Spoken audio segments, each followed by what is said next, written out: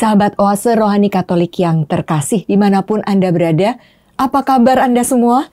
Semoga Anda tetap sehat, tetap penuh semangat dan senantiasa bersyukur atas anugerah yang sudah Allah berikan. Santo Yohanes Paulus II mengatakan, hidup bersama Kristus adalah petualangan yang luar biasa. Sahabat Oase Rohani Katolik yang terkasih, senang sekali saya, Bernadette Esther, bisa kembali hadir dan menyapa Anda dalam acara Oase Rohani Katolik edisi hari ini dalam Pekan Biasa keempat. Kita akan mendengarkan Sabda Allah dari bacaan kepada orang Ibrani, lalu Injil Suci menurut Markus, dan kita juga akan mendengarkan renungan yang akan disampaikan oleh Romo Albertus Purnomo OFM. Romo Pur, selamat datang di studio ORK. Terima kasih. Baik, kita akan mulai acara ini dengan doa pembuka yang akan dipimpin oleh Romo. Marilah kita berdoa. Dana Bapa dan Putra dan Roh Kudus. Amin. Allah Bapa yang Maha Pengasih dan Penyayang, kami bersyukur karena Engkau senantiasa melindungi kami dari segala mara bahaya. Semoga Roh-Mu membuka hati kami, agar kami semakin mengimani Engkau yang hadir dan tinggal di tengah-tengah kami, dalam diri Yesus Kristus Putra-Mu, sebab Dialah Tuhan pengantara kami, yang bersama dengan Dikau dalam persatuan Roh Kudus hidup dan berkuasa, Allah sepanjang segala masa. Amin. Dalam nama Bapa dan Putra dan Roh Kudus. Amin. Sahabat Oase Rohani Katolik yang terkasih, antifon pembuka, alangkah berlimpah-limpah kebaikan-Mu ya Tuhan, yang telah Kau lakukan di hadapan manusia, bagi orang yang berlindung padamu. Bersama sang pemazmur tadi, mari kita dengarkan bacaan dari surat kepada orang Ibrani. Bab 11 ayat 32 sampai 40. Saudara-saudara, tentang tokoh-tokoh iman, aku akan kekurangan waktu apabila aku hendak menceritakan tentang Gideon, Barak, Samson, Yefta, Daud, Samuel, dan para nabi. Karena iman, mereka telah menaklukkan kerajaan-kerajaan, mengamalkan kebenaran, dan memperoleh apa yang dijanjikan, menutup mulut singa, dan memadamkan api yang dahsyat. Mereka telah luput dari mata pedang, dan telah beroleh kekuatan dalam kelemahan. Mereka telah menjadi kuat dalam peperangan, dan telah memukul mundur pasukan-pasukan tentara asing. Karena iman, para ibu telah menerima kembali orang-orangnya yang telah mati, sebab mereka dibangkitkan. Ada lagi orang-orang yang membiarkan dirinya disiksa dan tidak mau menerima pembebasan karena mereka mengharapkan kebangkitan untuk hidup yang lebih baik. Ada pula yang diejek dan didera. Bahkan ada yang dibelenggu dan dipenjarakan. Mereka dilempari batu, digergaji, dan dibunuh dengan pedang. Mereka mengembara dengan berpakaian kulit dan domba atau kulit kambing sambil menderita kekurangan, kesesakan, dan siksaan. Dunia ini bukan tempat layak bagi mereka. Mereka mengembara di padang gurun dan di pegunungan, dalam gua-gua dan dalam celah-celah gunung. Iman mereka telah memberi mereka suatu kesaksian yang indah. Namun mereka semua belum memperoleh apa yang dijanjikan itu, sebab Allah mempunyai rencana yang lebih baik bagi mereka semua. Tanpa kita, mereka tidak dapat sampai kepada kesempurnaan. Demikianlah Sabda Tuhan. Syukur kepada Allah. Mazmur tanggapan. Kuatkanlah dan teguhkanlah hatimu, kalian semua yang berharap kepada Tuhan. Kuatkanlah dan teguhkanlah hatimu, kalian semua yang berharap kepada Tuhan. Alangkah limpahnya kebaikan-Mu yang telah Kau lakukan di hadapan manusia bagi orang yang berlindung padamu. Kuatkanlah dan teguhkanlah hatimu, kalian semua yang berharap kepada Tuhan. Engkau menyembunyikan mereka dalam naungan wajah-Mu terhadap persengkokolan orang-orang. Engkau melindungi mereka dalam pondok terhadap perbantahan lidah. Kuatkanlah dan teguhkanlah hatimu kalian semua yang berharap kepada Tuhan. Terpujilah Tuhan, Ia telah menunjukkan kasih setianya kepadaku dengan ajaib pada waktu kesesakan. Kuatkanlah dan teguhkanlah hatimu kalian semua yang berharap kepada Tuhan. Dalam kebingunganku, aku menyangka aku telah terbuang dari hadapan matamu. Tetapi ternyata Engkau mendengarkan suara permohonanku ketika aku berteriak kepadamu, minta tolong. Kuatkanlah dan teguhkanlah hatimu kalian semua yang berharap kepada Tuhan. Kasihilah Tuhan, hai semua orang yang dikasihinya. Tuhan menjaga orang-orang yang setiawan, tetapi orang yang congkak diganjarnya dengan tidak tanggung-tanggung. Kuatkanlah dan teguhkanlah hatimu kalian semua yang berharap kepada Tuhan. Haleluya. Haleluya. Seorang nabi besar telah muncul di tengah kita dan Allah mengunjungi umatnya. Haleluya. Tuhan bersamamu Dan bersama rohmu. Inilah Injil suci menurut Markus. Dimuliakanlah Tuhan. Sekali peristiwa sampailah Yesus dan murid-muridnya di seberang Danau Galilea di daerah orang Gerasa.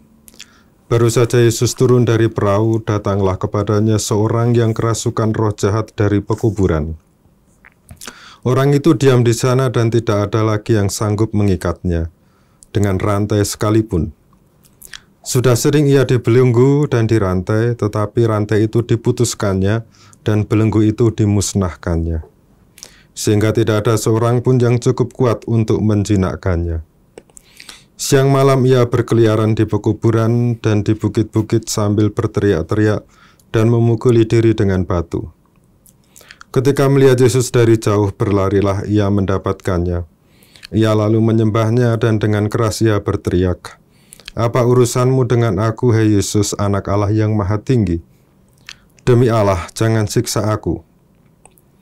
Karena sebelumnya Yesus mengatakan kepadanya, "Hai engkau roh jahat, keluar dari orang ini." Kemudian Yesus bertanya kepada orang itu, "Siapa namamu?"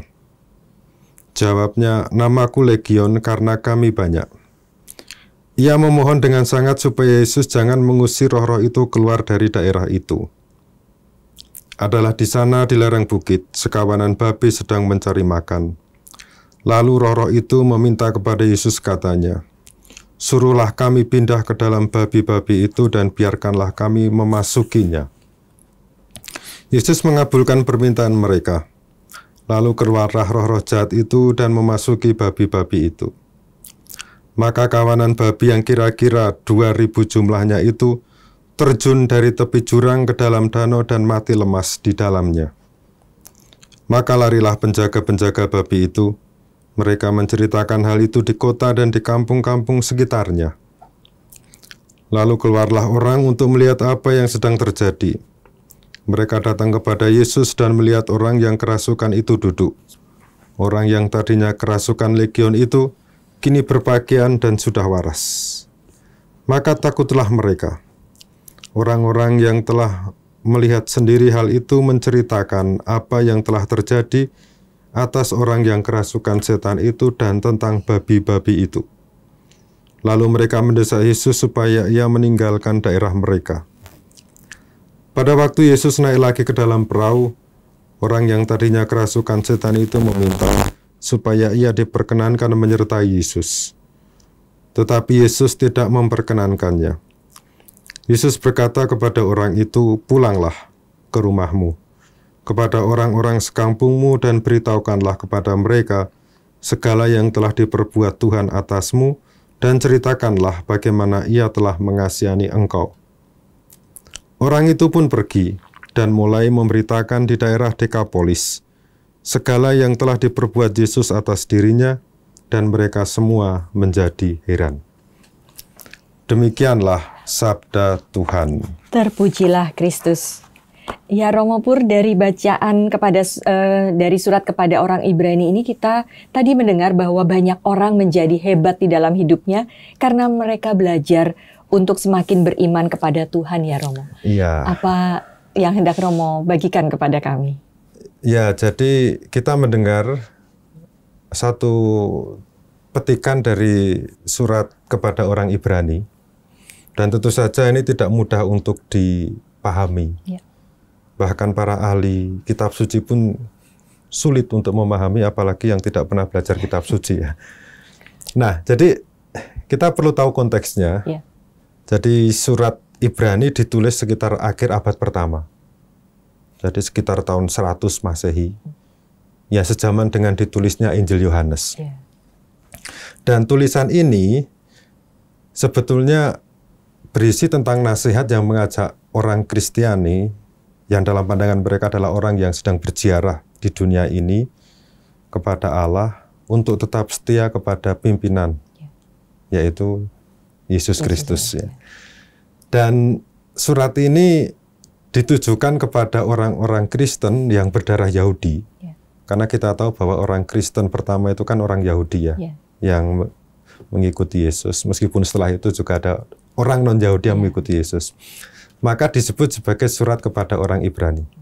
Penulisnya anonim, bukan Paulus. Sehingga kalau mengatakan surat Paulus kepada orang Ibrani berarti salah. Surat kepada orang Ibrani.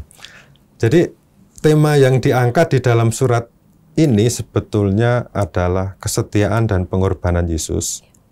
Dan kesetiaan ini menjadi digambarkan sebagai sarana bagaimana Yesus itu ingin memulihkan mereka yang hilang iman pada waktu itu dan menguatkan mereka dalam iman. Dan salah satu tema yang penting di dalam surat Ibrani ini adalah gambaran Yesus sebagai imam agung.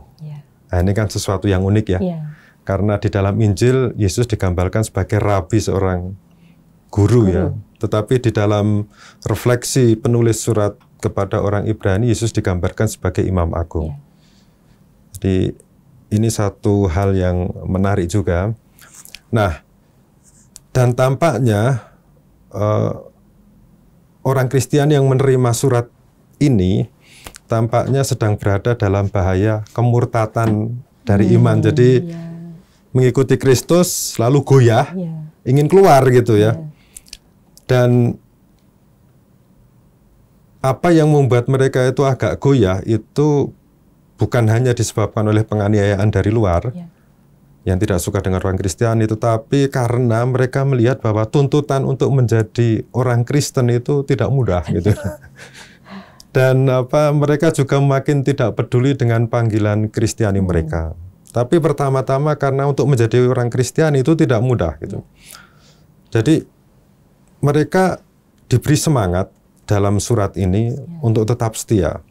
Sehingga tidak mengherankan kalau di dalam perikop yang kita dengar pada hari ini, apa yang ditampilkan adalah tentang saksi-saksi iman. Jadi orang Kristiani itu butuh teladan, butuh role model, bukan dari orang yang hidup ya. Orang yang sudah mati, yaitu biasanya mereka mengambil dari tokoh-tokoh Alkitab. Nah, kita kan juga melihat di situ ya, siapa tuh? Ada Gideon, ada Barak, Simson, Yefta, Daud, Samuel, dan para nabi. Jadi mereka ini adalah contoh saksi iman. Dan yang ditonjolkan di sini adalah kesetiaan mereka gitu ya. Meskipun kita tahu bahwa mereka ini yang ditampilkan di sini punya kelemahan juga ya. Gideon itu kan orang penakut. Barak itu jenderal tapi penakut. Jadi kalau nggak ada Deborah dia nggak mau perang. Lalu Simson ya tahulah dia womanizer gitu ya, suka perempuan. Yefta juga orangnya tidak pernah berpikir panjang. Daud ya sama model ya, meskipun dia jenderal tapi juga womanizer gitu ya, suka perempuan juga. Kalau Samuel kejam. Jadi kalau memang hanya melihat sekilas cerita tentang Samuel, ya orang yang setia kepada Tuhan, tapi ada satu perikop cerita yang menggambarkan bahwa Samuel itu kejam. Dalam arti, ini orang jahat, bunuh gitu ya, potong gitu, sampai dipenggal juga ya. Padahal Saul tidak berani, tapi Samuel berani. Nah, tapi yang ditekankan di sini adalah apapun kelemahan mereka, tetapi mereka tetap setia kepada Allah gitu ya.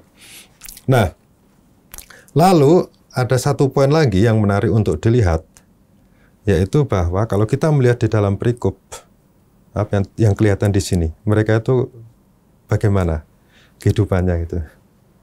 menderita. Menderita, gitu. betul. Jadi yang ditampilkan kesusahan. Gitu. Bahkan dikatakan di sini mereka telah beroleh kekuatan dalam kelemahan, telah kuat dalam peperangan.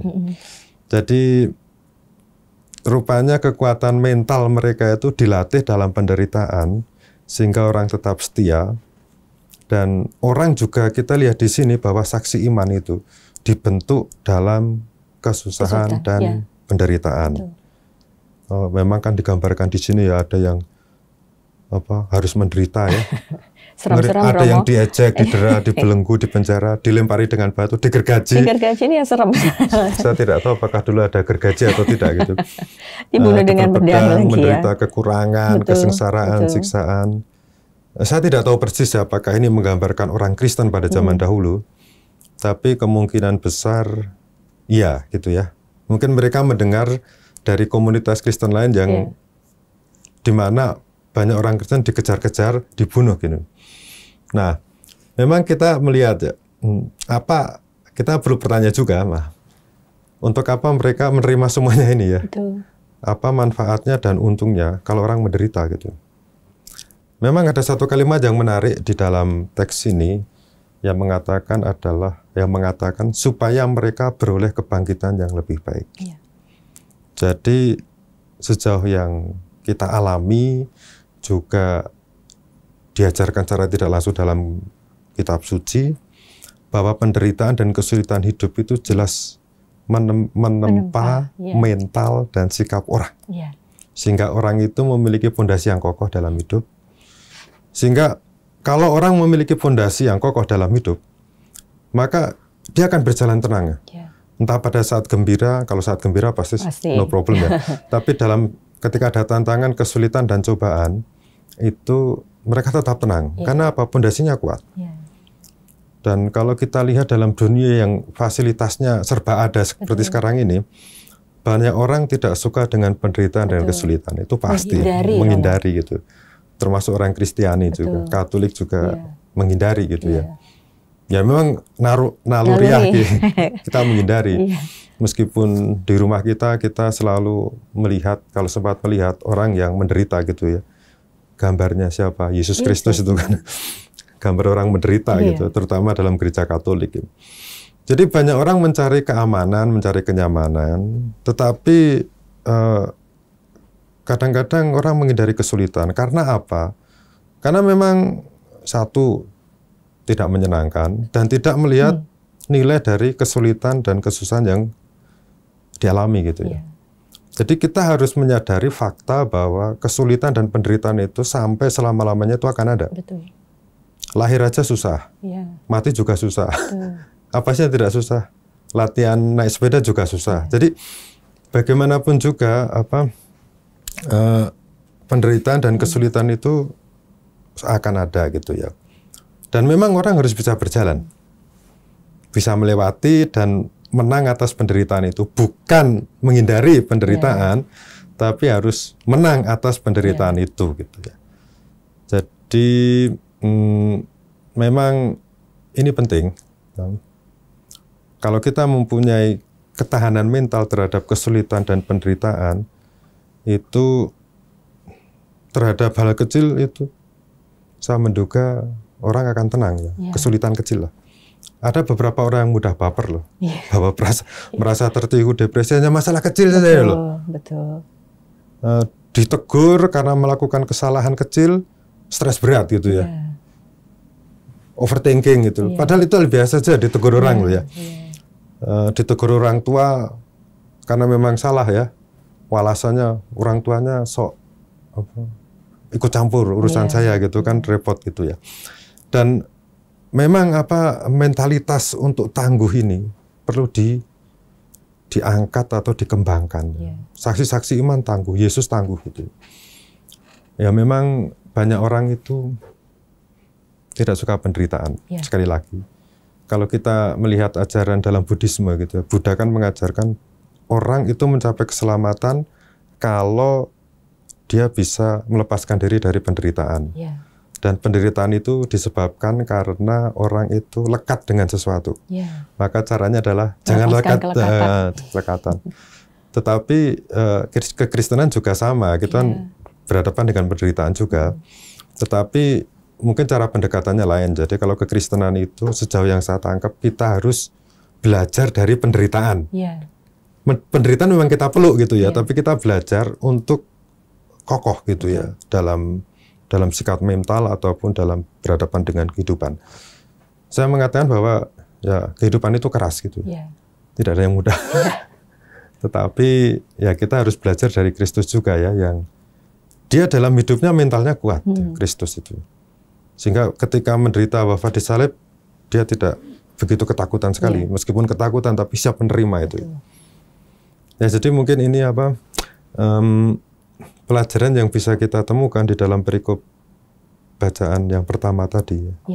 Romo, tadi juga disebutkan selain tokoh-tokoh yang besar yang punya nama, ini juga ada beberapa yang tidak ada namanya ya Romo, orang-orang biasa, ya sama seperti saya lah Romo, itu ada yang seorang ibu yang bisa menerima, ya lalu kemudian juga ada yang diejek, didera, dan pokoknya semua berbagai macam penderitaan. Tetapi seperti kata Romo tadi, bisa karena penempaan, karena ada harapan bahwa Tuhan itu menyertai dalam hidup. Nah, itu yang membuat kuat. Bahwa ini semua penderitaan atau bahaya atau apapun kesulitan yang sedang dialami saat itu, kalau kita percaya bahwa Yesus menyertai, pasti akan bisa melewatinya. Ya, memang pertama kita percaya bahwa Allah melalui Yesus Kristus itu akan menyertai. Tetapi ini pendapat saya. Saya tidak tahu apakah akan dikritik atau tidak gitu. Bahwa kita jangan terlalu bergantung gitu. Ya, Romo. Dalam arti Tuhan menyertai, tapi kita harus bisa membangkitkan kekuatan di dalam diri kita. Survive sendiri ya. Survive, kemudian tangguh gitu ya. Saya percaya pada Yesus Kristus. Saya selalu kalau berdoa kepada Allah itu, ya mungkin ini pengalaman setiap orang beda-beda ya. Cukup memberkati dan melindungi dalam hidup hari ini gitu. Kalau ada kesulitan, saya coba tangani sendiri. Kalau nanti kepepet baru minta bantuan. Jadi tidak menyusahkan Tuhan, tanda kutip. Jangan menyusahkan Tuhan, karena Tuhan sudah banyak urusannya gitu ya. Kalau kita gambarkan dia sebagai person gitu. Tapi ya itu. Kadang-kadang kita minta bantuan Tuhan itu untuk membuat mental kita kuat, untuk membuat iman kita tangguh. Bukan harus meminta bantuan dia terus-menerus kalau waktu kita sakit. Bahkan sakit atau mengalami kegagalan, ya kita harus melihatnya secara imbang gitu ya. Pertama, ya mungkin ini kegagalan karena kesalahan orang lain ada, karena kesalahan kita sendiri juga bisa. Tapi kita belajar dari kegagalan itu. Apakah sanggup enggak berhadapan dengan kondisi semacam ini? Supaya nanti kalau orang bisa survive dalam kegagalan semacam ini, atau ejekan dan segala macam, nanti orang itu kalau menghadapi di masa depan hal yang sama, santai. Santai bro, santai sis. Kalau hal kayak gini dulu saya juga pernah mengalami gitu loh. Kecil gitu loh. Bayangkan saja kalau orang yang belum pernah gitu ya. Kadang-kadang kan misalnya saya biasanya dengan keponakan atau dengan adik gitu. Aduh kok begini. Pokoknya coba jalani saja gitu ya. Supaya ada pengalaman. Pengalaman itu penting itu. Keponakan saya perempuan kecil di daerah Jawa Tengah sana itu kan kelas 1 SD hobinya di sungai, kemudian di sawah-sawah. Saya bilang kotor nggak masalah. Supaya dianya itu punya pengalaman gitu ya. Jadi kita harus melihat sisi positif dari segala macam yang mungkin kita berusaha singkir, yaitu penderitaan, kesulitan, kesusahan. Saya ingat dulu waktu pelajaran bahasa Arab, waktu saya sekolah di Roma di Biblikum ya. Ada satu kata mutiara dalam bahasa Arab. Saya lupa bahasa Arabnya gitu apa. Tetapi dikatakan di situ melalui kesulitan kita mencapai kepada kemudahan. Nah, kalau tidak mau memasuki kesulitan, tidak akan mencapai sesuatu yang mudah. Main gitar itu kan dulu mau pindah C ke D gitu kan susah sekali. Tapi kalau kita jalani kesusahan itu akan mudah gitu ya. Dalam banyak hal juga seperti itu. Dalam hidup beriman juga seperti itu. Baik, Sahabat Oase Rohani Katolik yang terkasih, dalam hidup tidak pernah akan ada kemudahan-kemudahan, tetapi yang ada adalah tantangan, hambatan, penderitaan. Tapi Romo Pur sudah mengatakan, jangan lemah, jangan goyah, karena segala yang kita alami akan membentuk ketangguhan dalam diri kita. Kita akan jeda sejenak untuk mengendapkan apa saja yang sudah Romo Pur katakan tadi. Setelah jeda kita akan melanjutkan kembali perbincangan iman dari Injil Suci menurut Markus. Tetaplah bersama kami.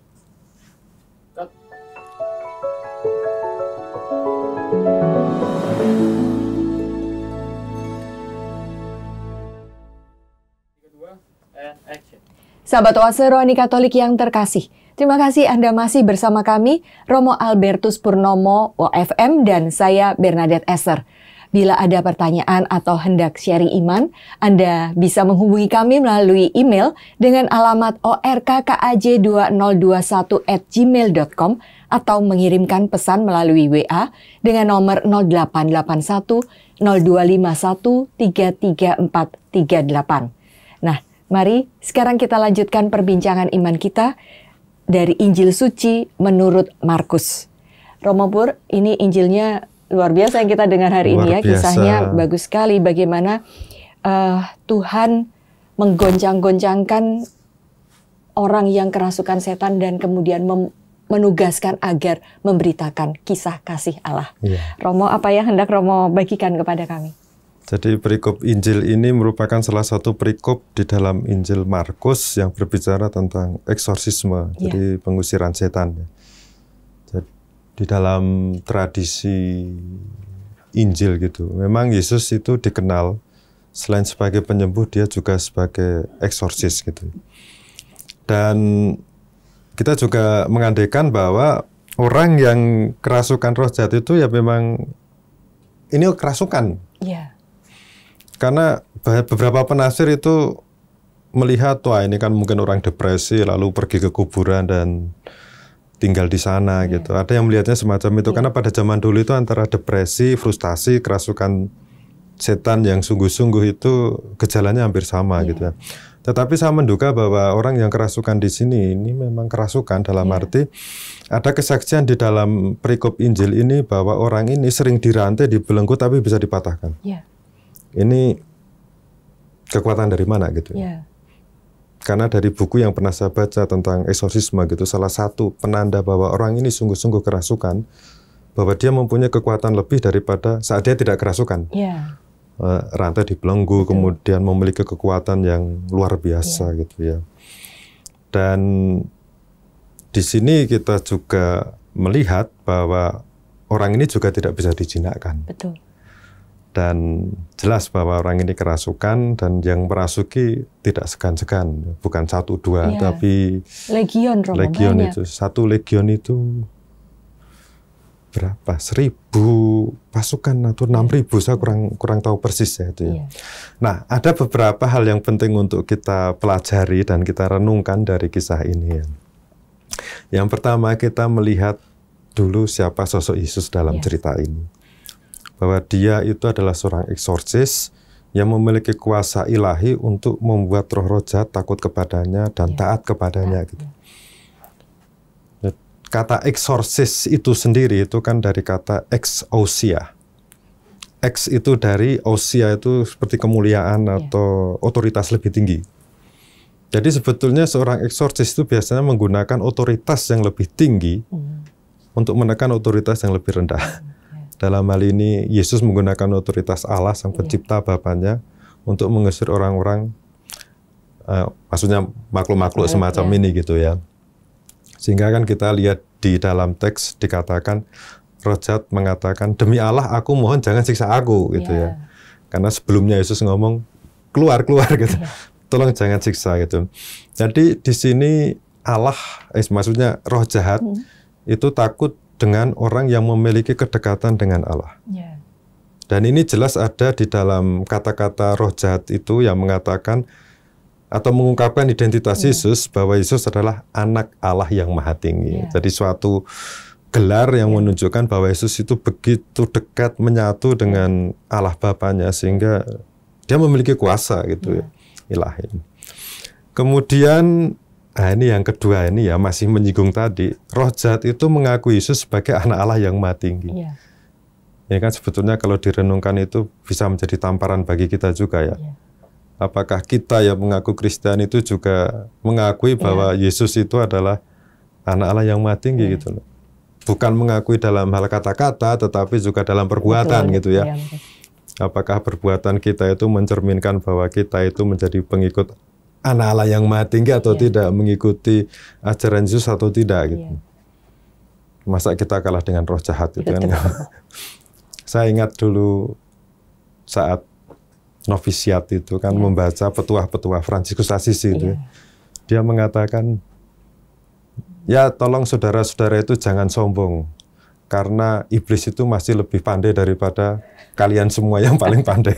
Ya memang betul loh itu, jangan sepelekan, mereka itu pinter loh. Karena apa? Kan pinter menggoda kita juga gitu loh. Jadi hanya menggoda saja gitu loh. Kan hanya kita itu kalau tidak goyah imannya gitu kuat, tapi kalau goyah imannya ya langsung ikut-ikut saja gitu. Jadi kalau begitu yang disalahkan siapa gitu? Dua-duanya. Membuka celah untuk Nah, yang ketiga ini menarik. Jadi roh jahat itu meminta supaya Yesus jangan mengusir mereka keluar dari daerah itu. Dikatakan tuh tadi. Betul. Ini berarti apa?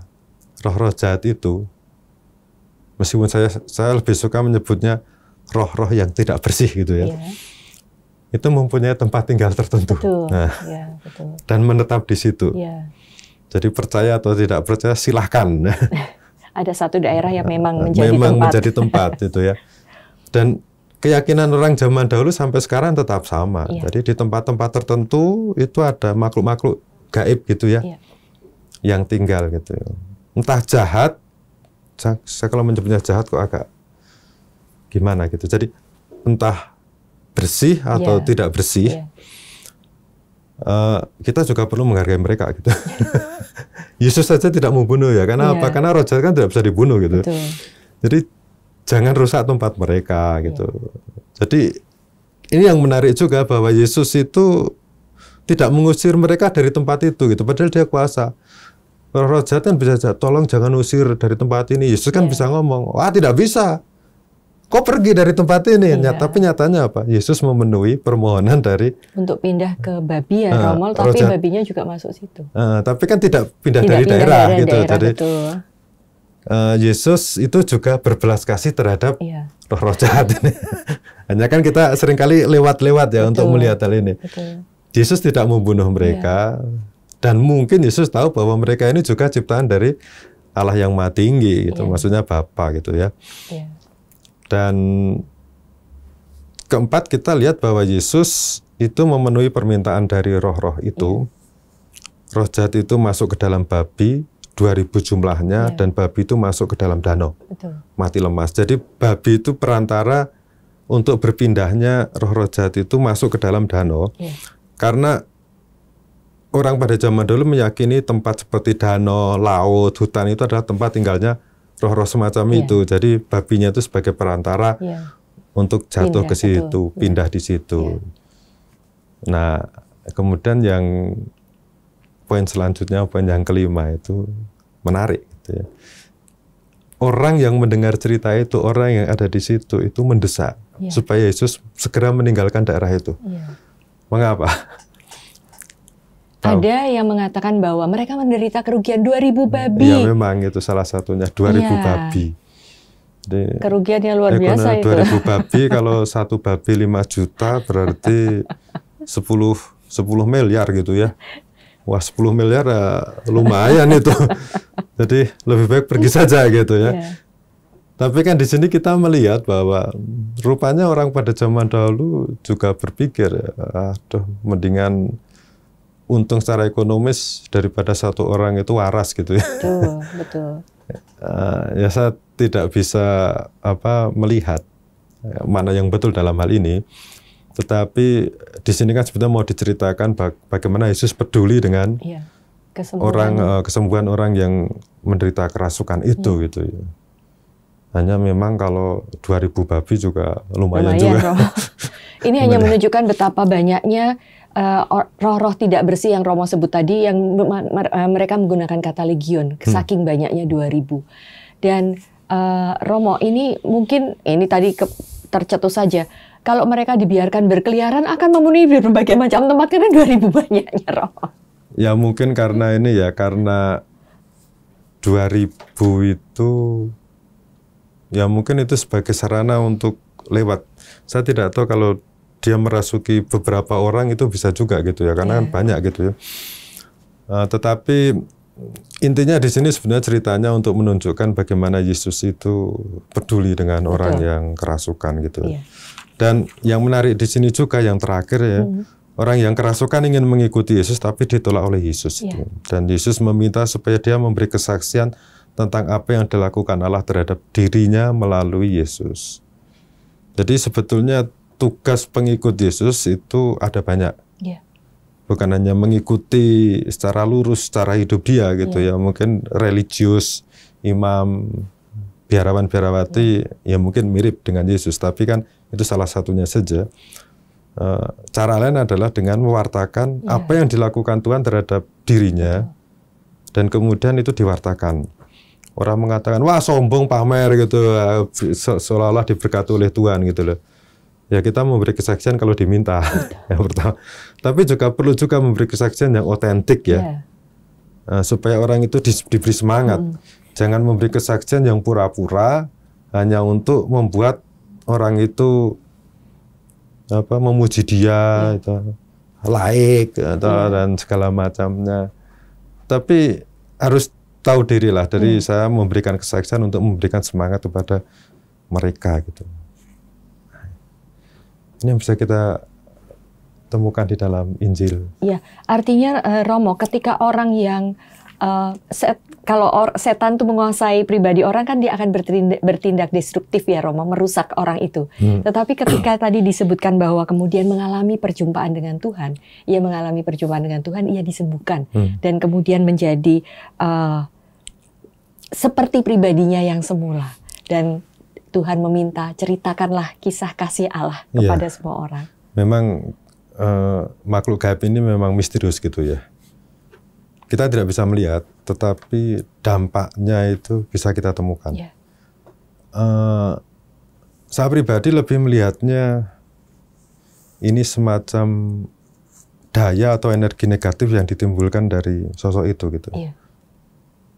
Yang membuat merusak itu adalah energi atau daya negatifnya gitu. Itu kan juga jelas di dalam kehidupan kita ya. Kalau kita menerima kata-kata negatif dari orang misalnya, itu mungkin roh jahat dalam arti lain gitu ya, simbol dari roh jahat.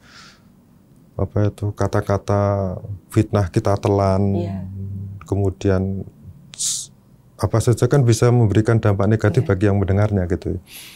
Jadi ya hati-hati juga, ada banyak hal yang bisa merusak diri kita. Kita bisa menjadi orang yang kerasukan seperti orang yang dikirasa. Bukan dirantai secara fisik, tapi dirantai secara mental kan juga bisa terjadi seperti itu. Dan terakhir Romo, apa benang merah antara Injil yang kita dengar hari ini tentang orang yang kerasukan setan dan mengalami perjumpaan dengan Tuhan dengan surat kepada orang Ibrani yang meneguhkan iman? Wah, kalau saya melihat benang merahnya itu agak sulit ya. Tetapi kita bisa melihat bahwa kalau di dalam di dalam surat Ibrani tadi, itu ditunjukkan bahwa orang yang mengalami penderitaan dan kesulitan itu akan memiliki fondasi mental. Kalau dia bisa melawan, bisa menerima, bisa mengalami dan bisa memenangkan, itu fondasi iman kuat. Tetapi kalau tidak bisa mengalahkan, tambah hancur gitu ya. Sementara kita lihat di dalam Injil kan juga orang yang menderita gitu ya. Jadi dia juga mengalami penderitaan. Untungnya itu dia berjumpa dengan Yesus dan diselamatkan. Mungkin saja di dalam penderitaan kita sehari-hari yang kelihatannya tidak ada harapan, mungkin ada satu momen di mana kita berjumpa dengan sesuatu atau seseorang yang mengubah kita. Nah itu nggak tahu ya, momen atau apa gitu. Tidak harus berjumpa dengan Yesus dalam mimpi, tapi kan Allah juga bisa berkarya melalui orang atau sesuatu ya. Sesuatu itu ya momen apalah, berita atau apalah yang meneguhkan gitu. Baik. Ya, sahabat Oase Rohani Katolik yang terkasih, ketika kita sedang terpuruk atau mengalami segala macam kesulitan. Bisa saja seperti yang Romo Pur katakan tadi, kita berjumpa dengan orang-orang yang meneguhkan dengan kita. Perjumpaan dengan Tuhan melalui orang-orang maupun pengalaman, itu yang akan membuat kita semakin kuat. Dan yang terlebih lagi adalah Tuhan meminta kita, berpesan kepada kita untuk menceritakan kisah kasih Allah dalam diri kita. Kita sudah berada di penghujung acara, kita akan mengakhirinya dengan doa dan memohon berkat Tuhan melalui Romo Pur. Oke. Marilah kita berdoa, Dana Bapa dan Putra dan Roh Kudus. Amin. Allah Bapa yang Maha Pengasih, kami bersyukur karena Yesus Kristus telah mewartakan nama-Mu kepada kami. Semoga dengan santapan sabda yang kami dengar pada hari ini, kami semakin giat mewartakan cinta kasih-Mu kepada semua orang, sambil menantikan kedatangannya kembali, sebab Dialah Tuhan dan pengantara kami. Amin. Tuhan bersamamu dan bersama rohmu. Semoga Allah yang Maha Kuasa memberkati saudara-saudari sekalian, Bapa dan Putra dan Roh Kudus. Amin. Sahabat Oase Rohani Katolik yang terkasih, dengan demikian usai sudah acara kita pada hari ini. Saya Bernadette Esther dan saya Romo Albertus Purnomo FM. Kami berdua pamit undur diri. Sampai jumpa pada acara Oase Rohani Katolik edisi berikutnya. Salam. Terima kasih.